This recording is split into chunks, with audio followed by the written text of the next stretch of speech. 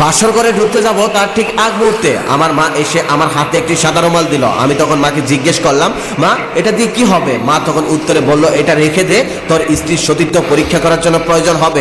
সহবাসের পর যদি রক্তকরণ হয় তাহলে বুঝবি তোর স্ত্রী ভালো, আর যদি না হয় তাহলে বুঝতেই পারছিস। আর হ্যাঁ, রুমালটা কিন্তু আমাকে কাল দেখাবি। আমি তখন অবাক হয়ে মায়ের দিকে তাকিয়ে বললাম, সীমা লজ্জা করে না তোমার নিজের ছেলের সাথে এমন নোংরা কথা বলতে? আর সব থেকে বড় কথা হচ্ছে ওগুলো কুসংস্কার। আগেকার যুগের মানুষ না বুঝে বিশ্বাস করতো, তুমি এই যুগের মানুষ হয়ে এগুলো কি করে বিশ্বাস করো? এগুলোর কোনো সত্যতা নেই, এগুলোর উপর বিশ্বাস ছাড়ো। মা তখন উত্তরে বলল, তুই কি আমার থেকে বেশি জানিস? আমি তখন বললাম, হ্যাঁ মা, অবশ্যই আমি তোমার থেকে বেশি জানি। তাছাড়া আমি একজন ডক্টর, তোমার থেকে এই বিষয়ে আমি অনেক ভালো বুঝি। মা তখন রাগী গলায় বলে উঠলো, বেশি কথা বলিস না, যা বলছি তাই কর। আমি তোর সন্তান না, তুই আমার সন্তান, মুখের উপর তর্ক করিস না। আমি তখন আর কোনো কথা না বলে রুমালটা হাতে নিয়ে রেগে মেগে রুমে চলে গেলাম। আমি কখনোই অন্যায়কে প্রশ্রয় দেই না, কিন্তু আজকে বিয়ের দিন সবাই আনন্দ করছে, তাই সবার আনন্দটা মাটি করতে চাচ্ছিলাম না।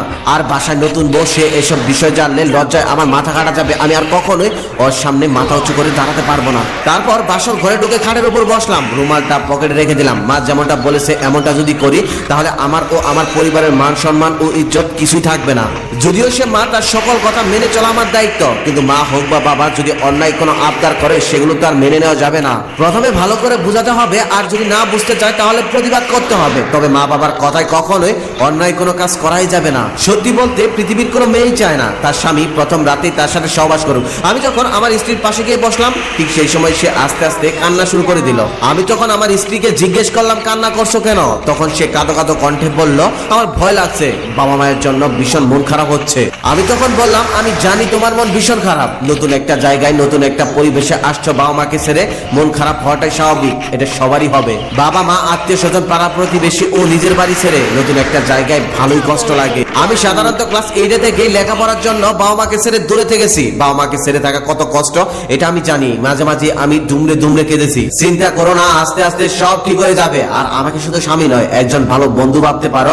যাও এখন ঘুমিয়ে পড়ো, কাল কথা হবে। তারপর আর কিছু না বলে বিছানা থেকে একটা বালিশ নিয়ে লাইটটা অফ করে নিচে গিয়ে শুয়ে পড়লাম। কিছুক্ষণ পরে ঘুমন্ত অবস্থায় শুনতে পারলাম কে যেন আমাকে ডাকছে। না, এটা স্বপ্ন না। তারপর আমি খেয়াল করে দেখলাম আমার স্ত্রী আমার হাতের বাহু ধরে টানছে আর বলছে, আমার ভীষণ ভয় হচ্ছে, আমি মনে হচ্ছে কোনো কবরের মধ্যে আছি। আসলে আমি অন্ধকার রুমে ঘুমাতে পারি না, ভয় পাই। ছোট থেকে আমার অভ্যাস, আমি লাইট জ্বালিয়েই ঘুমাই। আমি তখন নিজেকে মনে মনে ধিক্কার জানালাম, কেমন মানুষ আমি, একটু জানতেও চাইলাম না লাইটটা নিভিয়ে দেব না জ্বালিয়ে রেখে দেব। আমি তখন লাইটটা জ্বালিয়ে দিয়ে কাঁথামুড়ি দিয়ে ঘুমিয়ে পড়লাম। ভোর রাতে আবার কে যেন ডাকছে। আমি তখন উঠে দেখি আবার আমার স্ত্রী ডাকছে। আমি তখন তাকে জিজ্ঞেস করলাম, কোনো সমস্যা? উত্তরে তখন সে বলল, না, কোনো সমস্যা না, আজান দিয়েছে, নামাজটা পড়ে নিন। কত বছর যে ফজরের নামাজ পড়ি না তার কোনো ঠিক নেই, তাও আবার শীতের মধ্যে নামাজ পড়তে ডাকছে। এখন